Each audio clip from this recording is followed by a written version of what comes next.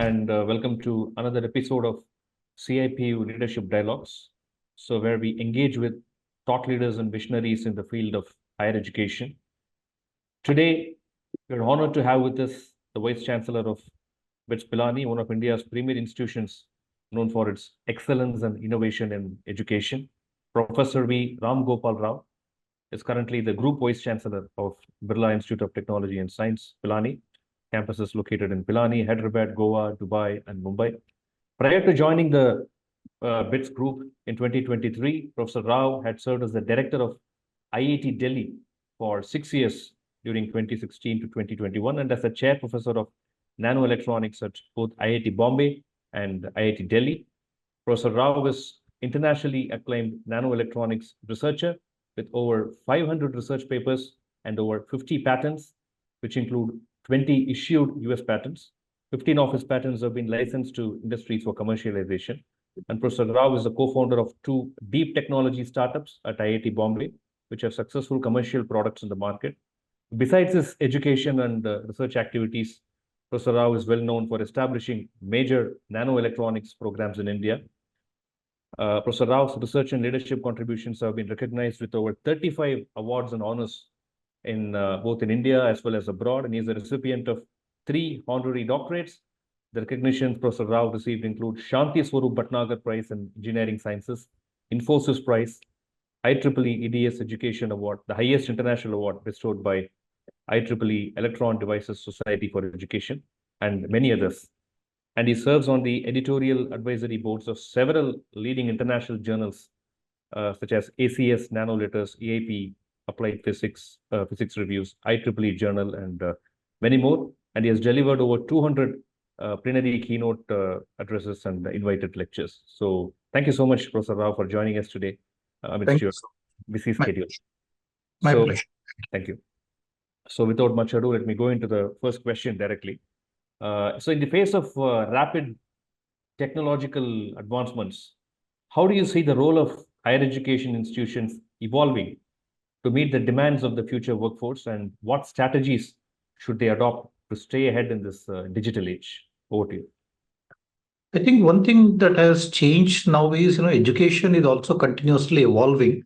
Education 1.0 to today, what I call education 5.0.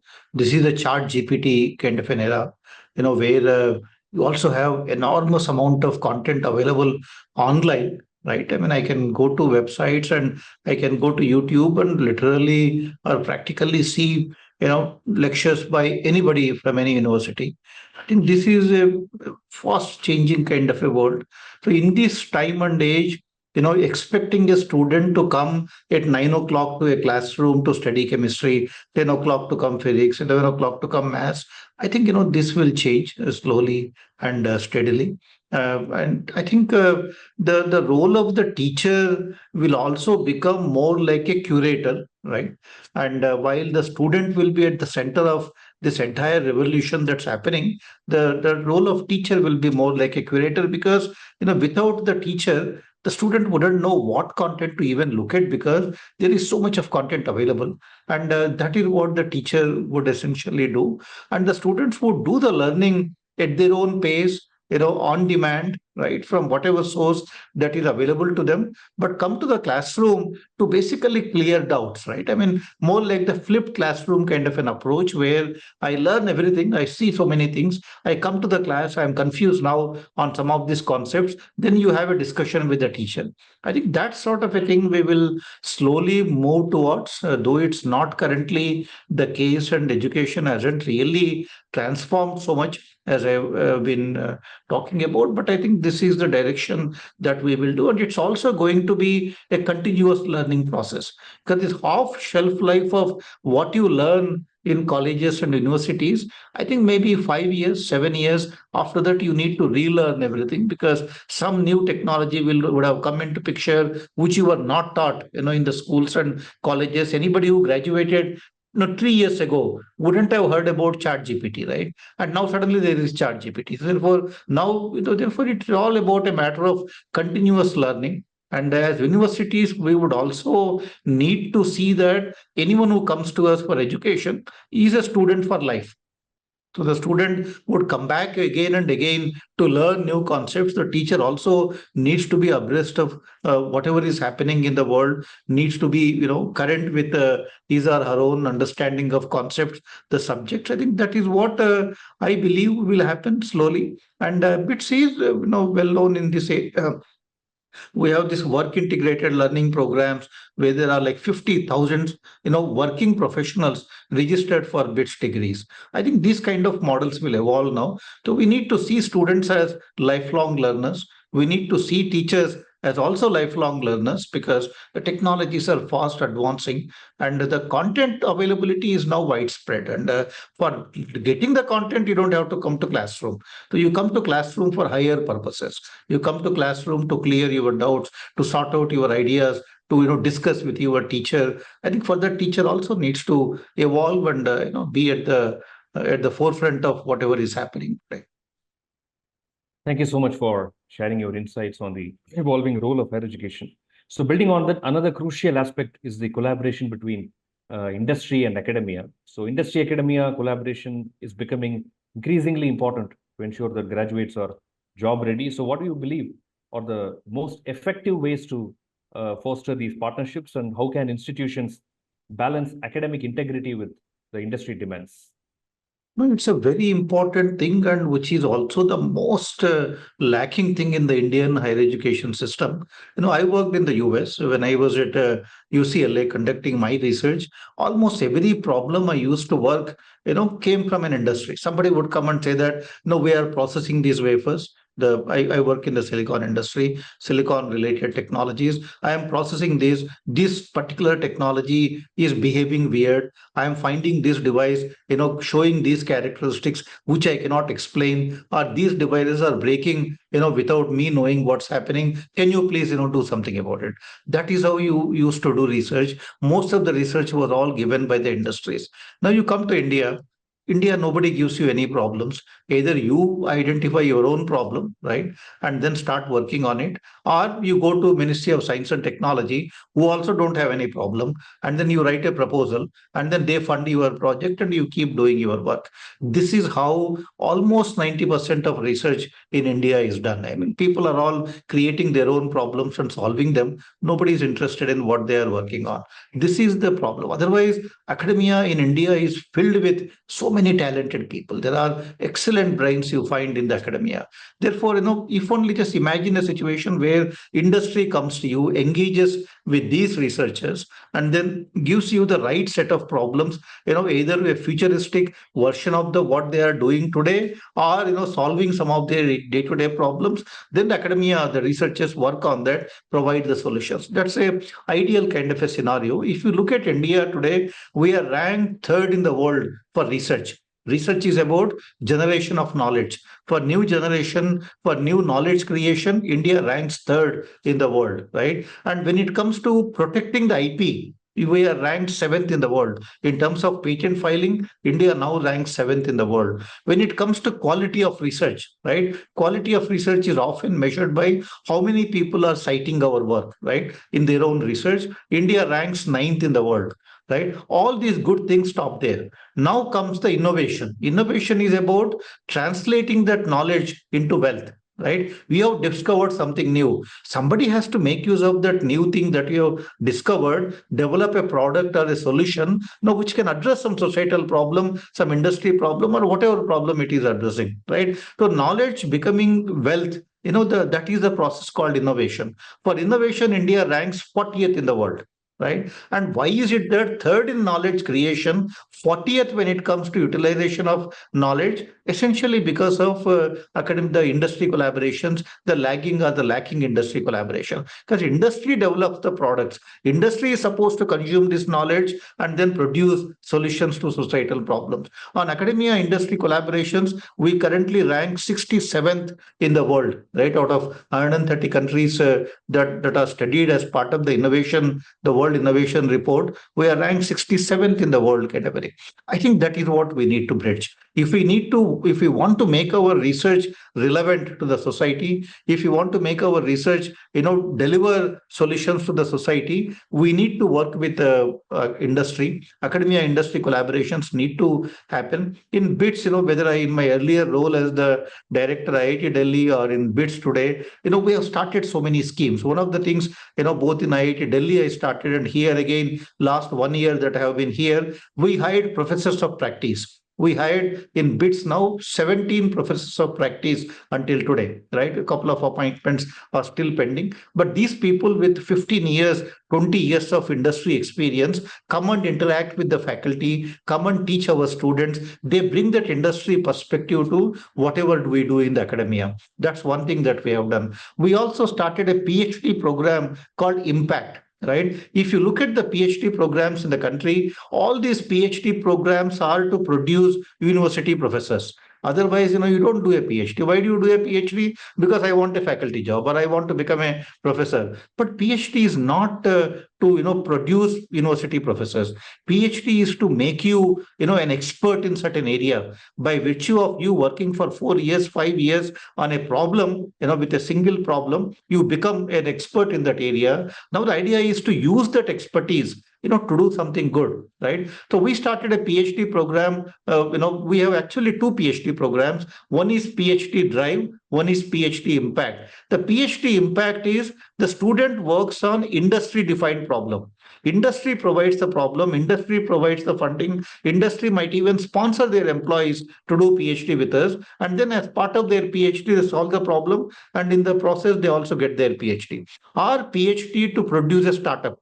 The deep technology startups in India, though we have lakhs of startups, the deep technology startups which are developing some technology are very few. These are all a few thousands kind of a thing. How do we have more deep tech startups? A BTech student will not be able to start companies in the deep tech area. That requires a PhD level of expertise. So we are again saying that you come with your own problem statement, or you work on a problem statement provided by our researchers, and you develop a prototype, start a company, and for doing all of that, you get a PhD, right? So we are changing the entire narrative of what PhD is supposed to be. I think that these are the kinds of things we need to do. We need to have more industry professionals come and interact with academia. We need to start PhD programs where we can very closely engage with academia. And we have also created multiple schools for interdisciplinary research. I think that's the direction that we are taking. In fact, we are creating an entire office now in BITS whose job is to connect faculty with the industry professionals.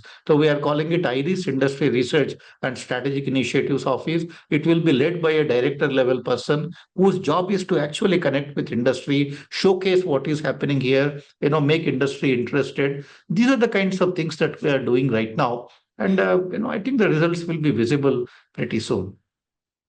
Wonderful. Thank you so much for sharing those valuable perspectives on fostering industry partnerships. So as we consider the broader educational landscape, so the need for interdisciplinary learning becomes apparent. So how can higher education institutions break down the traditional academic silos and encourage a more holistic interdisciplinary approach to education and research? I think this is again another big challenge in the country today.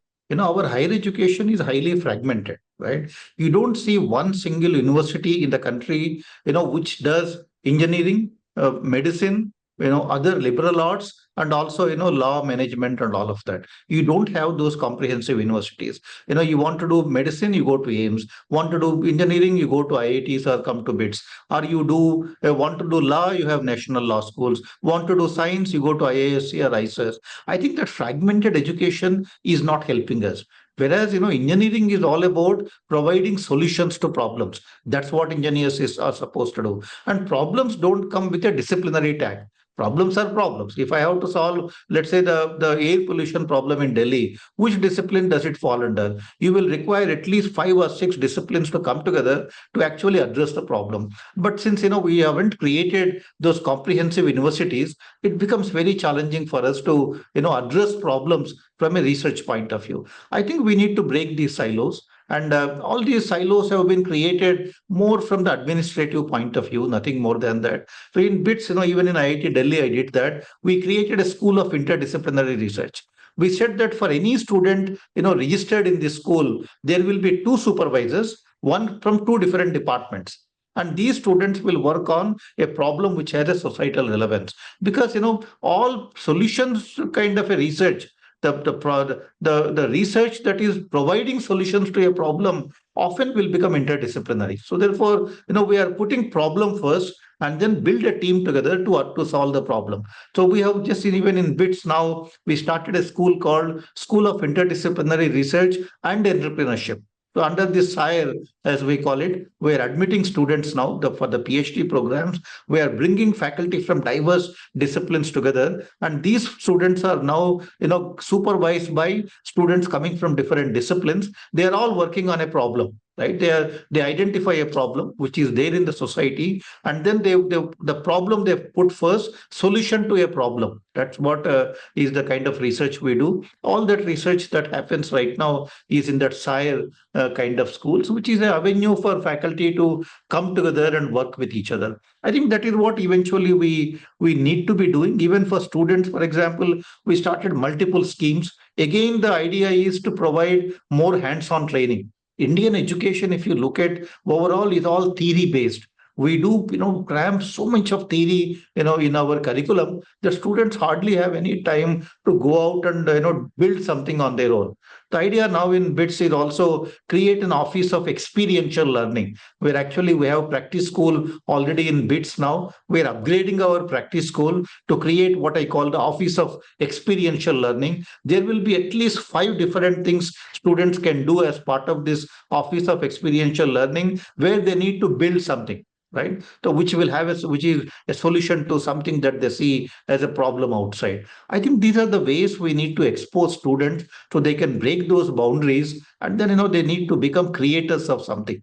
And that to have become creators from a simple learners or students kind of a thing, we need to pose them the right kind of problems, excite their minds, and then make them do all the facilitation so that they can go out and start building something with their hands. These are the sort of things that we are doing right now. We have created research and innovation park on the campus here, where again a lot of alumni are connecting with students, and they are also providing them the problem statements and also give them funding. So all of that, it's a very buzzing kind of an activity campus here right now, where lots of students trying to solve many different kinds of problems that you see in the day to day. That's how we're able to break these barriers and break these silos. In fact, BITS is today the only university in the entire country where you can do a bachelor's degree in mechanical engineering, let us say, and a MSc in chemistry.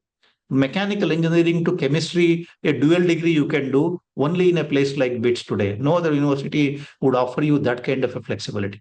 And that's what we need to do with our curriculum too. So, wonderful.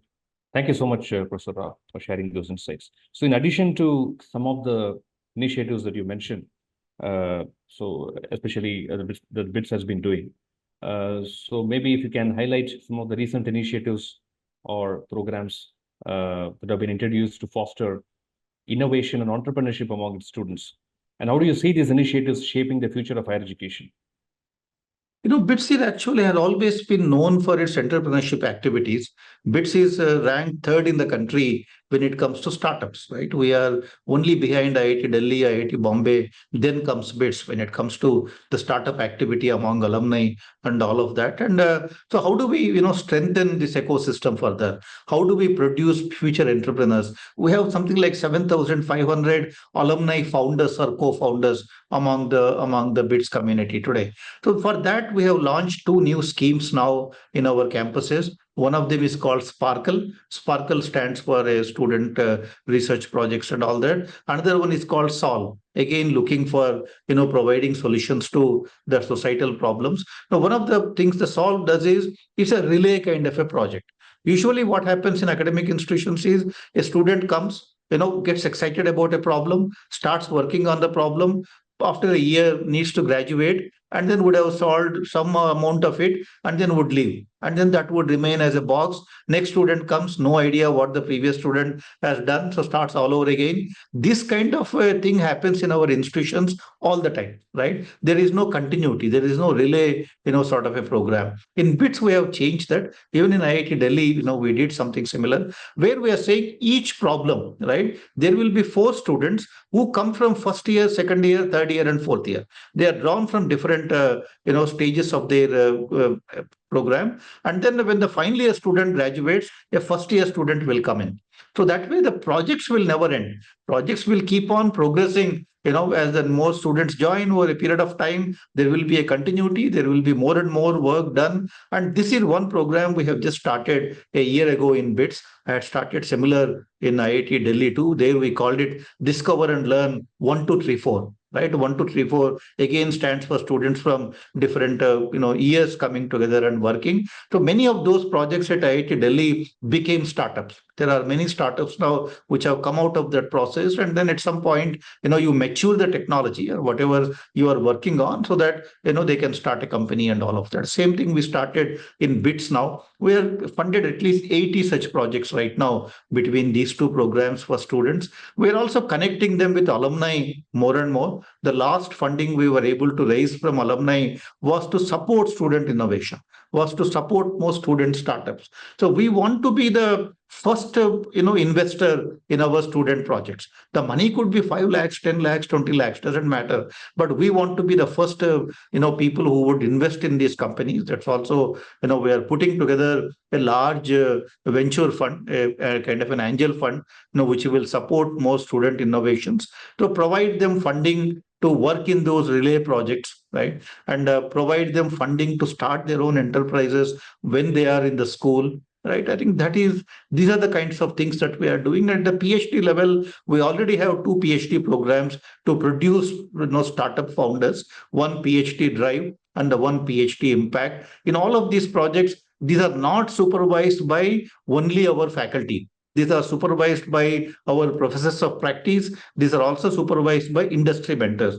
For most of these projects, we have industry mentors who also, very often come among our alumni community, because we have a large set of alumni. We have like 6,500, vice presidents and CEOs of companies among our alumni. So we're also connecting with them and trying to see how to bring them into this innovation ecosystem. They're all quite excited. There are a lot of things happening on these lines now in the BITS campuses. Idea is to produce more, job providers, not, just produce job seekers, but people who will actually solve problems, start enterprises, make them successful with the help of institute funding or with the help of alumni involvement, and then eventually employ more people. I think, India's future lies in these startup founders. And I always say that these are our, freedom fighters today, the startup founders. They are the ones who need to be encouraged, because only they can transform, this country into a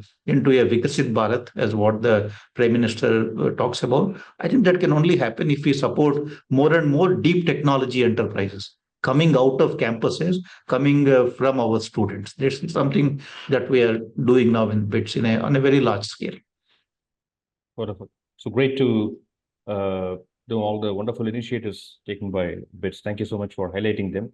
And once again, thank you so much for joining us today amidst your busy schedule. And it was a pleasure having you with us. Thank you so much. Thank you so much, sir. And to our audience, stay tuned for more conversations with leaders in the higher education sector who are driving change and innovation. See you all again. Thank you.